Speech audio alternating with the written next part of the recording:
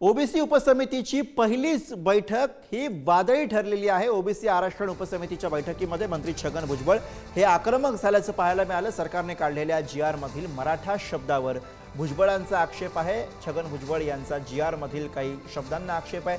मराठा समाजासाठी काढलेल्या जीआर मुळे ओबीसीला फटका बसणार असं भुजबळांनी म्हटलंय। बैठकीनंतर माध्यमांशी न बोलता भुजबळ हे नाशिककडे रवाना झाले। तर या बैठकीमध्ये भुजबळांनी काय म्हटले आपण ग्राफिक्सच्या माध्यमातून बघूयात। मराठा समाजासाठी काढलेल्या जीआरमुळे ओबीसीला फटका बसणार असं भुजबळांनी म्हटलेलं आहे। जीआर भुजबळांनी इतर मागासवर्गीय विभागाच्या अधिकाऱ्यांना धारेवर घेतलंय। जीआर निघाल्यामुळे आता आपण सर्व असहाय्य असल्याची प्रतिक्रिया सुद्धा भुजबळांनी दिली। मराठा समाजाला मागच्या काही वर्षांमध्ये मोठ्या प्रमाणामध्ये निधी दिला गेला।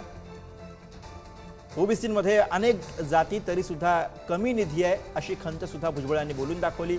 ओबीसींना कमी निधी देण्यावरती सरकार वित्त विभागाचं समर्थन होऊ शकत नाही असंही ते म्हणाले। मागच्या 20 वर्षांमध्ये ओबीसींना अतिशय कमी प्रमाणामध्ये निधी दिला गेला। मागच्या 2 ते 3 वर्षांमध्ये मराठा समाजाला मोठा निधी मिळाल्याचंही भुजबळ म्हणाले।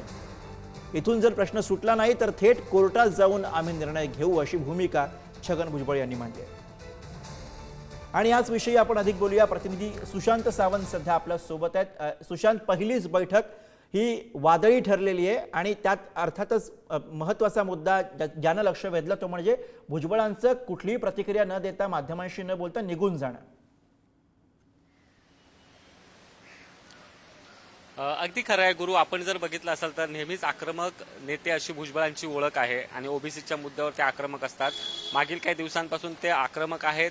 त्यांचा आक्रमकपणा त्यांनी राज्य मंत्रिमंडळाच्या बैठकीत देखील बोलून दाखवला होता। आणि आज ओबीसी उपसमितीची पहिलीच बैठक चंद्रशेखर बावनकुळे अध्यक्ष आहेत त्यांनी बोलवली होती आणि या बैठकीमध्ये आपण बघितलं असेल तर भुजबळांचं आक्रमक रूप जे आहे ते पुन्हा एकदा पाहायला मिळालं। मराठा आरक्षणासाठी जो जीआर काढण्यात आला सरकारने त्या जीआरवर छगन भुजबळ यांनी खरं तर आक्षेप घेतलेला आहे। त्यातील काही शब्दांवर आक्षेप घेतलेला आहे। या जीआरमुळे ओबीसी समाजाचं मोठ्या प्रमाणात नुकसान होऊ शकतं। आधीच मागील 2 ते 3 वर्षात मराठा समाजाला भरभरून निधी जो आहे तो सरकारने दिला होता आणि आता ओबीसी या जीआरमुळे ओबीसीवर अन्याय होईल। ओबीसीमध्ये अनेक पोटजाती आहेत, त्यांना आधीच कमी निधी दिला जातोय। जर हे असंच सुरू राहिलं तर भविष्यात कोर्टात देखील जाईल अशी भूमिका छगन भुजबळ यांनी घेतलेली आहे। त्यामुळे आता छगन भुजबळ यांची समजूत सरकार कसं काढतंय, एकीकडे ओबीसीचा मुद्दा पेटलाय, दुसरीकडे मराठा आरक्षणाचं उपोषण होतं ते थांबवण्यात सरकारला यश आलं। तो जीआर काढलेला आहे। जीआर देखील मनोज जरांगे पाटील यांना मान्य झालाय। मात्र आता या जीआरवरून 2 समाजात वाद निर्माण झालेले आहेत। एक मराठा विरुद्ध ओबीसी असा संघर्ष पुन्हा एकदा नव्याने पेटलाय। तर ओबीसी समाजाचं नेतृत्व जे करतायत ते छगन भुजबळ देखील या संपूर्ण मुद्द्यावरून आक्रमक होताना आपल्याला पाहायला मिळत आहेत।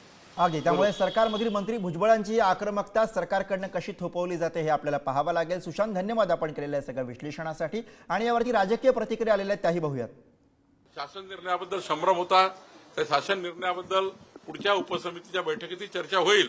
पण आजच्या बैठकीत मात्र सर्वांनी येणाऱ्या काळामध्ये 18 प्रगत जाती ओबीसी समाजाला महाराष्ट्र सरकारच्या माध्यमातून संपूर्ण न्याय मिळावा, हक्काचा निधी मिळावा, हक्काचे सर्व त्या ठिकाणी जे काही ओबीसी समाजाचे सवलती आहेत त्या मिळाव्या।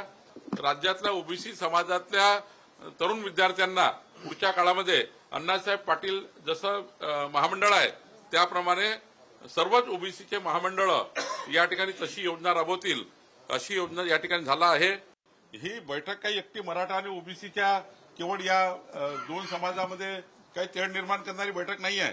या बैठकीमध्ये संपूर्ण सांगोपांग योजना म्हणजे जवळपास 12-14 विषयावर चर्चा झाली आहे आणि मंत्री छगन भुजबळ साहेब अध्यक्ष असताना त्याही उपसमितीने घेतलेल्या निर्णयावर चर्चा झाली आहे।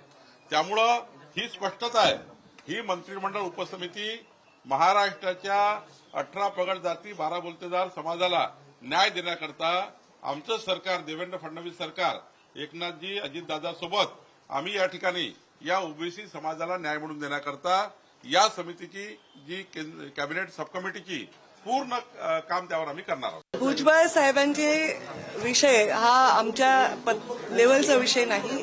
त्यांना जी चर्चा करायची ते वरिष्ठांबरोबर चर्चा करतील। हा नाराजी दूर करण्याच्या मीटिंगचा विषय नाही आणि ते नाराज आहेत असं मला म्हणता येणार नाही, पण ते स्पष्ट बोलतायत त्यांनी आयुष्यभर त्यांच्या लढ्यासाठी ते समर्पित राहिलेले आहेत ओबीसीच्या चळवळीमध्ये.